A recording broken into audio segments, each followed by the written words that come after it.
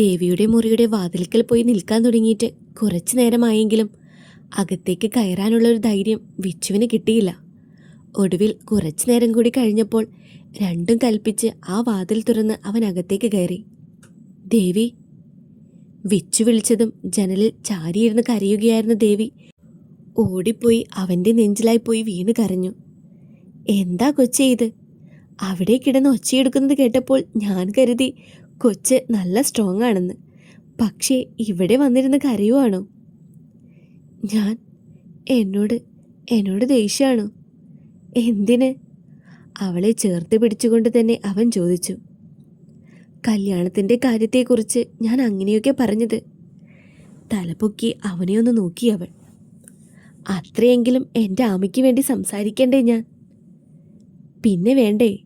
അല്ലെങ്കിലും അവൾ തിരിച്ചു വരാതെ നമ്മളുടെ കല്യാണം നടക്കില്ലല്ലോ. അവളല്ലേ നമ്മുടെ ബ്രോക്കർ കാശ് കൊടുക്കാതെ കല്യാണം കഴിച്ചാൽ സമാധാനം കിട്ടത്തില്ല കൊച്ചേ. അവൻ പറയുന്നത് കേട്ട് കണ്ണീരിനിടയിലും അവൾ ചിരിച്ചുപോയി. അവളെ തന്നിൽ നിന്നും ഒരല്പം അകറ്റി മുന്നിലേക്ക് നിർത്തി വെച്ചു. നോക്ക്, ഇതുവരെ പറഞ്ഞതെല്ലാം ശരിയാണ്. അത്യാവശ്യത്തിന് എല്ലാവർക്കും വേണ്ട ഡോസ് നീ കൊടുത്തിട്ടുണ്ട്.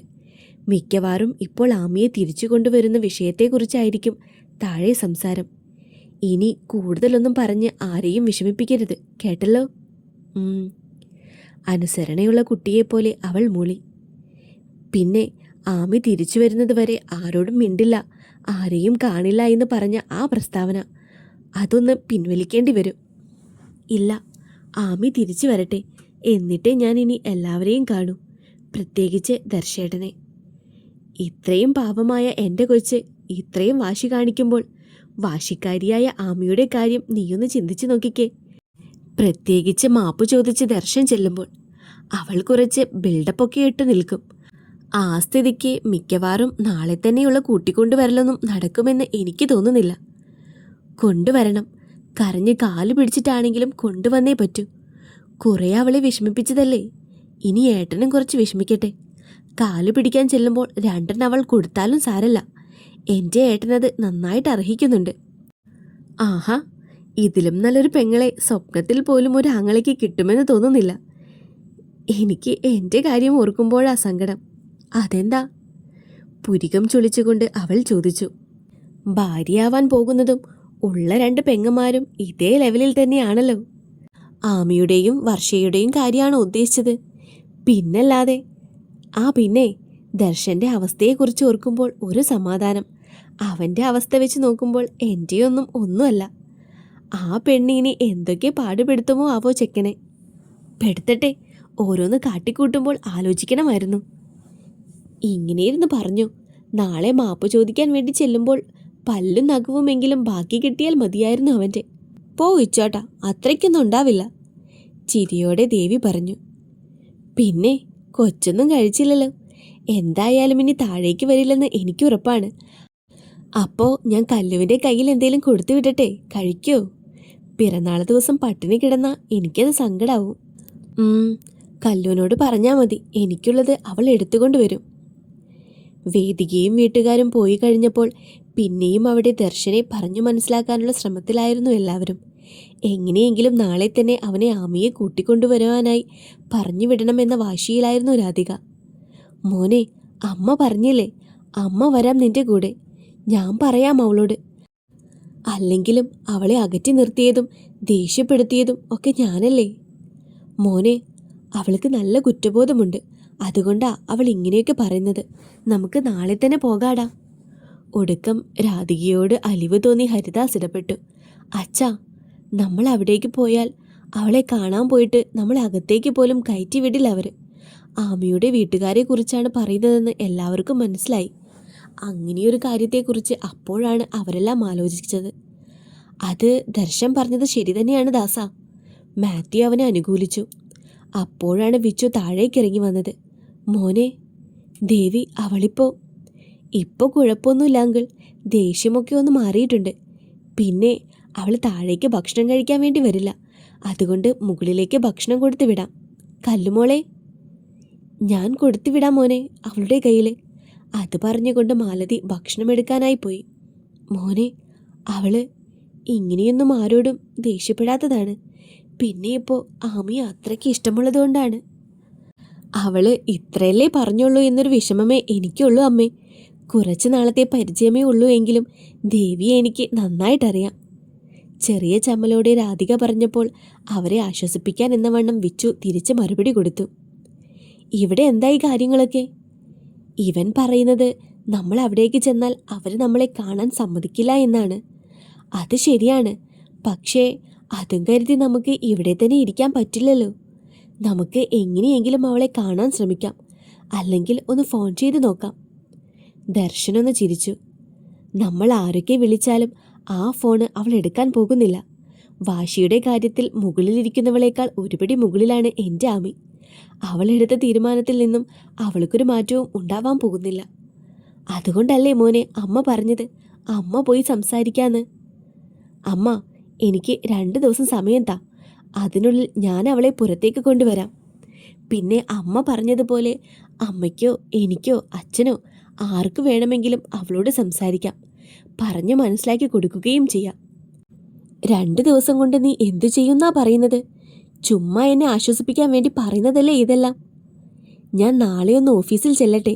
സ്വാതിയെ കണ്ട് സംസാരിക്കാം. സ്വാതിക്ക് അവിടെ എപ്പോൾ വേണമെങ്കിലും കയറി ചെല്ലാലോ. സ്വാതിയോട് പറഞ്ഞ് ആമിയെ പുറത്തിറക്കാം. പക്ഷേ ദർശ, സ്വാതി ചെല്ലുമ്പോൾ തന്നെ നമ്മൾ പറഞ്ഞിട്ടാണെന്ന് അവൾക്ക് മനസ്സിലാവും. അതുകൊണ്ട് അവളുടെ കൂടെ ആമി വരാനുള്ള സാധ്യതയൊന്നും ഞാൻ കാണുന്നില്ല. ആമിയുടെ സ്വഭാവം അറിയാവുന്ന നിഖിൽ പറഞ്ഞു. എന്നാ നമുക്ക് സ്വാതിയെ ഒറ്റയ്ക്ക് വിടണ്ട. ഉണ്ണിയച്ഛനെ കൂടി വിടാം.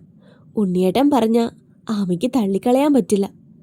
അത്രയും നേരം മാറിയിരുന്ന് എല്ലാം കേട്ടുകൊണ്ടിരുന്ന കാർത്തു അവർക്കടുത്തേക്ക് വന്നുകൊണ്ട് പറഞ്ഞു. ആ പറഞ്ഞത് ശരിയാണെന്ന് എനിക്കും തോന്നുന്നുണ്ട്. ഡാനിയും അവളെ അനുകൂലിച്ചു. എന്നാ പിന്നെ നമുക്കിപ്പോൾ തന്നെ വിളിക്കാം അവരെ. എൻ്റെ അമ്മേ, മണി 9:30 നമ്മൾ ടെൻഷൻ അടിച്ചിരിക്കുകയാണെന്ന് കരുതി ഇനി അവരെ കൂടി ഈ രാത്രി ബുദ്ധിമുട്ടിപ്പിക്കണോ? അത് സാരല്ല ദർശേട്ടാ. ഞാൻ സ്വാതിയോട് വിളിച്ച് പതുക്കെ കാര്യമൊക്കെ സൂചിപ്പിക്കാം.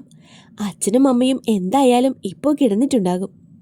എന്നാ അത് മതി മോളെ. ഹരി പറഞ്ഞതും കാർത്തു സ്വാതിയെ വിളിക്കാനായി അപ്പുറത്തേക്ക് നീങ്ങി നിന്നു. എന്തായാലും ഒരു തീരുമാനമൊക്കെ ആയില്ലേ. ഇനിയിപ്പോൾ നമുക്ക് ഭക്ഷണം കഴിക്കാം. വിളിച്ചു വരുത്തിയിട്ട് എല്ലാവരെയും വിഷമിപ്പിച്ചു. അതൊന്നും സാരില്ല. എന്തായാലും ദേവിമോൾ അങ്ങനെ പ്രശ്നമുണ്ടാക്കിയത് കൊണ്ട് ഒരുപാട് നാളായി കാത്തിരുന്ന ആ കാര്യത്തിന് ഒരു തീരുമാനമായി. ലത ഒരു സമാധാനം കിട്ടിയതുപോലെ പറഞ്ഞു. ശരിയാ, ഡാനിയുടെ ഭാര്യയും അവർക്കൊപ്പം നിന്ന് പറഞ്ഞു. ദർശേട്ടാ, അവരൊക്കെ തറവാട്ട് വീട്ടിൽ പോയിരിക്കുകയാണ്. നാളെ രാവിലെ വരുള്ളൂ അവിടുന്ന്. 11 മണിയൊക്കെ ആകും എത്താൻ. അച്ഛനൊന്നും ഉറങ്ങിയിട്ടുണ്ടായിരുന്നില്ല. പരമാവധി നേരത്തെ എത്താന്ന് പറഞ്ഞിട്ടുണ്ട്. അത് മതി മോളെ. പിന്നെ അവർ നേരെ ഇങ്ങോട്ട് വരണോ എന്ന് ചോദിച്ചു സ്വാതി. അത് വേണ്ട കാർത്തു, അവർ വീട്ടിലേക്ക് പൊക്കോട്ടെ. ഞാൻ അവിടെ പോയി കണ്ടോളാം. ഞാൻ വിളിച്ചു പറയാം. എന്ത് ധൈര്യമുണ്ടായിട്ടാ അവളെൻ്റെ ദർശനെ കയറി പ്രേമിച്ചത്? അറിയാമായിരുന്നില്ലേ അവൾക്ക് എനിക്കിഷ്ടമായിരുന്നു ദർശനയെന്ന്? എന്നിട്ടും എത്ര പറഞ്ഞിട്ടും ദേഷ്യം തീരാത്തതുപോലെ അഭിനയ ഡൈനിങ് ടേബിളിന് മുകളിലിരുന്ന പ്ലേറ്റുകൾ കയ്യാൽ തട്ടി താഴെയിട്ടു. നമ്മൾ ശ്രദ്ധിക്കേണ്ടതായിരുന്നു. ആദ്യത്തെ ദിവസം ഇവിടെ വന്നപ്പോഴേ ദർശൻ പറഞ്ഞതാണ് അവർ തമ്മിൽ പണ്ടെപ്പോഴോ പരിചയപ്പെട്ടിട്ടുണ്ടെന്ന്. പക്ഷേ അതിങ്ങനെ ഒരു പ്രണയത്തിലേക്ക് വഴിമാറുമെന്ന് ആരും വിചാരിച്ചില്ല. അമ്പിയും ദേഷ്യമടക്കാനാവാത്തതുപോലെ പറഞ്ഞു. നിന്റെ തള്ള പറയുന്നത് കേട്ടിട്ട് അവനും അവളും ഇഷ്ടത്തിലായിട്ട് 3 വർഷത്തിനു മേലെയായി. എന്നിട്ടും നമുക്കാർക്കും ഒരു സംശയം പോലും തോന്നിയില്ലല്ലോ. അന്ന് ദർശൻ അവളുടെ കഴുത്തിൽ താലി കെട്ടിയപ്പോൾ ഞാൻ കരുതിയത് നമ്മൾ അങ്ങനെയൊക്കെ പറഞ്ഞതിലുള്ള വാശിയിലാണെന്നാണ്. പക്ഷേ അവൻ കിട്ടിയ അവസരം മുതലാക്കി അവളെ സ്വന്തമാക്കി. അവളും ഒന്നും അറിയാത്തതുപോലെ കൂട്ടുനിന്നു. നമ്മളാണ് ചതിച്ചത് എന്ന് കരുതിയപ്പോൾ അതിലും വലിയൊരു ചതി അവർ നമ്മളോട് പ്രയോഗിച്ചു. നിന്നെ കുറ്റപ്പെടുത്തുകയല്ല. പക്ഷേ അന്നേ ഞാൻ പറഞ്ഞതല്ലേ മോളെ, ഈ നാടകമൊന്നും വേണ്ടാന്ന്. അവൻ കെട്ടിയ താലി അന്ന് തന്നെ അവൻ്റെ മുഖത്തേക്ക് വലിച്ചെറിഞ്ഞ് കളയണമായിരുന്നു നമ്മൾ. അതിനു പകരം നമ്മൾ തന്നെ അവർക്കുള്ള വഴിയൊരുക്കി കൊടുത്തു. ശരിയാവാൻ പറഞ്ഞത്. ആർക്കറിയാം അവൾ ഇവിടുന്ന് ഓഫീസിലെ അപ്പാർട്ട്മെൻറ്റിലേക്കാണെന്ന് പറഞ്ഞു പോയത് അവിടേക്ക് തന്നെയാണോ എന്ന്. ചിലപ്പോൾ ഹരിദാസ് മകനും മരുമോൾക്കുമായി വല്ല വീടും എടുത്ത് കൊടുത്തിട്ടുണ്ടെങ്കിലോ? അവിടെയാണെങ്കിലും അവർ താമസിച്ചത്. അച്ഛാ, ഇനി ഇങ്ങനത്തെ വർത്താനം പറഞ്ഞാലുണ്ടല്ലോ, ദർശൻ എൻ്റെയാ, എൻ്റേത് മാത്രം. അവനൊരു ജീവിതമുണ്ടെങ്കിൽ അത് എനിക്കൊപ്പം മാത്രമായിരിക്കും. മോളെ, അച്ഛൻ അതല്ല ഉദ്ദേശിച്ചത്. നമ്മൾ ഒന്നും അന്വേഷിച്ചിട്ടില്ലല്ലോ. കയറഴിച്ച് വിട്ടിരിക്കുകയായിരുന്നില്ലേ ആ തലതെറിച്ചവളെ, കുടുംബത്തിന് നാണക്കേടുണ്ടാക്കാൻ ജനിച്ചവള്. അമ്പി ആമിയെ തല്ലിയ ബെൽറ്റ് കയ്യിൽ ചുരുട്ടിപ്പിടിച്ചുകൊണ്ട് രാമചന്ദ്രൻ പറഞ്ഞു. മതി, ഇനി ഒരു നാടകത്തിന് നിൽക്കുന്നില്ല ഞാനും. എന്തായാലും അവൾ ഡിവോഴ്സ് പേപ്പറിൽ സൈൻ ചെയ്തിട്ടല്ലേ വന്നത്. അവൾക്ക് ആദ്യം ഡിവോഴ്സ് ആവട്ടെ, എന്നിട്ട് എത്രയും വേഗം അവളുടെ കല്യാണം നടത്തണം. അതെ അച്ഛാ, അതാണ് എൻ്റെയും അഭിപ്രായം. ആ അമൽ ഇന്നലെയും എന്നെ വിളിച്ചിരുന്നു കല്യാണകാര്യത്തെക്കുറിച്ച് സംസാരിക്കാൻ. ഇനി പെണ്ണുകാണലും നിശ്ചയവും ഒന്നും വേണ്ട, നേരെ കല്യാണത്തിലേക്ക്. അമ്പിയും അഭിനയ പറയുന്നതിനെ പിന്താങ്ങിക്കൊണ്ട് സംസാരിച്ചു. അങ്ങനെ നമ്മൾ ധൃതി പിടിച്ചാൽ അവർക്ക് സംശയമാവില്ലേ? അവരുടെ ഒരേ ഒരു മോനാ. അവർക്ക് ആ കല്യാണം ആഘോഷപൂർവ്വം നടക്കാനായിരിക്കില്ലേ താല്പര്യം? കല്യാണം ആഘോഷപൂർവ്വം ഒന്നും ആക്കേണ്ടെന്ന് നമ്മ പറയുന്നില്ലല്ലോ. നിശ്ചയവും പെണ്ണുകാണലും ഒന്നും വേണ്ടാന്നല്ലേ പറഞ്ഞുള്ളൂ. ആമിയെ അവൻ 1-2 തവണ കണ്ടിട്ടുള്ളതല്ലേ, വീട്ടുകാരും കണ്ടിട്ടുണ്ട്. മാത്രമല്ല, അമലിന് അവൻ്റെ ഹോസ്പിറ്റൽ ഇനോഗ്രേറ്റ് ചെയ്യുന്നതിന് മുന്നേ തന്നെ കല്യാണം നടത്തണമെന്നാണ് ആഗ്രഹം. ആ വിഷയം നമുക്ക് എടുത്തിട്ട് നോക്കാം. ഞാൻ സംസാരിച്ചോളാം അതെല്ലാം. അപ്പോഴാണ് അവർക്ക് മുന്നിലൂടെ ആമിയുടെ അമ്മ മുകളിലേക്ക് പടി കയറിയത്. എവിടേക്കാടി? അത് ഭക്ഷണം കഴിക്കാൻ വേണ്ടി ആമിമോൾക്ക്. അവളുടെ ഒരു ആമിമോള്. ആ മൂദേവി 2 നേരം ഭക്ഷണം കഴിച്ചില്ലെങ്കിലും കുഴപ്പമൊന്നുമില്ല. പട്ടിണി കിടന്ന് അനുഭവിക്കട്ടെ. പട്ടിണിക്കൊന്നും ഇടാൻ നിൽക്കണ്ട. പിന്നെ കല്യാണത്തിന് അവർ കാണുമ്പോൾ അവർക്കും സംശയമാവും. ഭക്ഷണം കൊണ്ട് കൊടുക്കുന്നതൊക്കെ കൊള്ളാം. അവളോട് ആവശ്യമില്ലാത്തതൊന്നും സംസാരിക്കാൻ അമ്മ നിൽക്കണ്ട, കേട്ടല്ലോ. ഒരു മുന്നറിയിപ്പ് പോലെ അമ്പി അവരോട് പറഞ്ഞു. ഒന്ന് മൂളിക്കൊണ്ട് അവർ വേഗം മുകളിലേക്ക് പോയി. വാതിൽ തുറന്നപ്പോൾ അവർ കണ്ടത് ബെഡിൽ കമിഴ്ന്ന് കിടന്ന് കരയുന്ന ആമിയെയാണ്. മോളെ. ഭക്ഷണം കൊണ്ടുവന്ന പ്ലേറ്റ് ടേബിളിന് മുകളിൽ വെച്ച് അവൾക്കടുത്ത് വന്നിരുന്ന് മുടിയിലായി തലോടിക്കൊണ്ട് ആ അമ്മ വേദനയോടെ വിളിച്ചു. അമ്മേ. അമ്മയുടെ തലോടൽ അറിഞ്ഞതും ആമിയും എഴുന്നേറ്റിരുന്ന് അവരുടെ നെഞ്ചിലേക്ക് വീണ് കരഞ്ഞു. എന്തിനാ മോളെ ഇങ്ങനെയൊരു മണ്ടത്തരം കാണിച്ച് നീ ഇവിടേക്ക് വന്നത്? അവരിവിടെ എന്തൊക്കെയാ ആലോചിച്ചു കൂട്ടുന്നതെന്ന് നിനക്കറിയോ? നിറഞ്ഞൊഴുകുന്ന കണ്ണുനീർ തുടച്ചുകൊണ്ട് സംശയത്തോടെ ആമി അമ്മയെ നോക്കി. ആ അമലില്ലേ, അവനുമായി നിന്റെ കല്യാണം നടത്താൻ പോവുക അവർ. കല്യാണവും? ഞെട്ടലോടെ അവൾ ചോദിച്ചു. അതെ, പണ്ടായിരുന്നുവെങ്കിൽ നിന്നെ 2 ദിവസം കാണാതാകുമ്പോൾ ദർശൻ്റെ അച്ഛൻ അന്വേഷിച്ചു വരുമെന്നൊരു ഉറപ്പെങ്കിലും എനിക്കുണ്ടായിരുന്നു. ഇതിപ്പോൾ എല്ലാം ഉപേക്ഷിച്ചല്ലേ നീ വന്നിരിക്കുന്നത്. ആ അവസ്ഥയിൽ അവർ വരുമോ മോളെ നിന്നെ അന്വേഷിച്ച്? മണ്ടത്തരമല്ലേ നീ കാണിച്ചു കൂട്ടിയത്? നിനക്കെങ്കിലും ഒരു ജീവിതം കിട്ടിയെന്ന് സമാധാനിച്ചിരിക്കുകയായിരുന്നു അമ്മ. എല്ലാം നശിപ്പിച്ചില്ലേ നീ? ഒരു വിവാഹം ആമിക്ക് ചിന്തിക്കാൻ പോലും വയ്യാത്തൊരു കാര്യമായിരുന്നു അത്. എല്ലാം ഉപേക്ഷിച്ച് വന്നെന്നൊക്കെ പറയുമ്പോഴും മനസ്സുകൊണ്ട് ഇപ്പോഴും ദർശേട്ടൻ്റെ ഭാര്യ തന്നെയാണ് ഞാൻ. ആ ഓർമ്മയിൽ തന്നെ ജീവിക്കാനാണ് ആഗ്രഹിച്ചത്. എങ്ങനെ രക്ഷപ്പെടും ഇവിടുന്ന്? ആ ഒരു കാര്യം മാത്രമാണ് അവളിപ്പോൾ ആലോചിച്ചത്. അമ്മ, എനിക്ക് സ്വാതിയൊന്ന് വിളിക്കണം. എൻ്റെ ഫോണ് അതൊന്ന് എടുത്തു തരാൻ പറ്റുമോ? കരഞ്ഞുകൊണ്ട് ആമി ചോദിച്ചു. എൻ്റെയും നിൻ്റെയും ഫോണൊക്കെ ഇന്നലെ തന്നെ അവർ മേടിച്ചു വെച്ചു മോളെ. അതിനൊന്നും ഒരു വഴിയുമില്ല. സ്വാതിയെ വിളിച്ചിട്ടും എന്താ മോളെ കാര്യം? ഉണ്ണിയച്ഛനോട് പറഞ്ഞാൽ എന്നെ കൂട്ടിക്കൊണ്ട് പൊക്കോളൂ അമ്മ. എനിക്ക് ഒരു ഫോണൊന്ന് ഒപ്പിച്ചതാ. എൻ്റെ തന്നെ വേണമെന്നില്ല. എനിക്ക് അവളുടെ നമ്പർ അറിയാം. ഞാനൊന്ന് നോക്കട്ടെ. കുറച്ചു നേരം കഴിയുമ്പോൾ അമ്മ എന്തെങ്കിലും ചെയ്യാൻ പറ്റുമോ എന്ന് നോക്കാം. അവരെന്തോ ആലോചിച്ചുകൊണ്ട് പറഞ്ഞു. അമ്മ ചെല്ലട്ടെ. കുറേ നേരം സംസാരിച്ച് നിന്നാൽ അവർക്ക് സംശയമാവും. ഒന്നും സംസാരിക്കരുത് എന്ന് പറഞ്ഞിട്ടാണ് വിട്ടത്. അമ്മയുടെ മോള് 2 വായെങ്കിലും എടുത്ത് കഴിക്ക് കേട്ടോ. എന്നാലും മാമി, ഇത്രയും വലിയൊരു തീരുമാനം എടുക്കുന്നതിന് മുൻപ് ഇവളോട് പോലും ഒന്ന് പറഞ്ഞില്ലല്ലോ എന്ന് ആലോചിക്കുമ്പോഴാണ് എനിക്ക്. സ്വാതിയുടെ വീട്ടിലേക്ക് സംസാരിക്കുവാനായി വന്നതായിരുന്നു ദർശൻ. വന്ന് കയറിയിട്ടേ ഉണ്ടായിരുന്നുള്ളൂ അവൻ. ആമി ഡിവോഴ്സ് പേപ്പറിൽ സൈൻ ചെയ്തതും ദർശനെ കൊണ്ട് സൈൻ ചെയ്യിപ്പിച്ചതും മാത്രമേ കാർത്ത് ഫോണിലൂടെ പറഞ്ഞിരുന്നുള്ളൂ. ബാക്കി കാര്യങ്ങളൊന്നും അവർക്കറിയില്ലായിരുന്നു. മോനെങ്കിലും പറയാമായിരുന്നില്ലേ ഒരു വാക്ക് ഞങ്ങളോടൊക്കെ? എങ്ങനെയെങ്കിലും ആരും അറിയുന്നതിന് മുൻപ് ആമിയെ പറഞ്ഞ് മനസ്സിലാക്കണമെന്നേ ഞാൻ കരുതിയിരുന്നുള്ളൂ.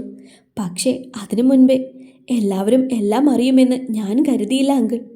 എന്നാലും ഇത്ര പെട്ടെന്ന് ആമി ഇങ്ങനെയൊരു തീരുമാനമെടുക്കാനുള്ള കാര്യം എന്താണെന്നാണ് എനിക്ക് മനസ്സിലാവാത്തത്. എങ്ങനെ പറഞ്ഞു തുടങ്ങണമെന്ന് അറിയാതെ ദർശനൊന്ന് കുഴഞ്ഞു. എങ്കിലും അവൻ പറഞ്ഞു തുടങ്ങി. അച്ഛൻ്റെ ഫ്രണ്ടിൻ്റെ മകള് വേദിക കമ്പനിയിൽ വരുന്ന വിവരം അങ്കിൾ അറിഞ്ഞിരിക്കും അല്ലേ? പറഞ്ഞുകൊണ്ടവൻ അദ്ദേഹത്തെ ഒന്ന് നോക്കി. ഉവ്, പിള്ളേര് പറഞ്ഞ് ഞാൻ അറിഞ്ഞായിരുന്നു. ആ കുട്ടിയെ ആമിക്കും അത്ര പിടുത്തമില്ലായിരുന്നു എന്നും എനിക്കറിയാം. പിന്നീട് വേദികയുമായി ആമിയൊക്കെ കാണാൻ പോയ വിവരവും അവിടെ വെച്ച് വേദിക ആമിയോട് സംസാരിച്ച കാര്യത്തെക്കുറിച്ചും ദർശൻ വിവരിച്ചു. പൂർണ്ണമായും ആ കുട്ടിയെ കുറ്റം പറയാൻ എനിക്ക് പറ്റില്ല. കാരണം എൻ്റെ ഭാഗത്തും തെറ്റുണ്ട്. ആമിയെ ദേഷ്യം പിടിപ്പിക്കാൻ പലപ്പോഴും ആ കുട്ടിയോട് അടുപ്പത്തിൽ തന്നെയാണ് ഞാൻ പെരുമാറിയിരുന്നത്.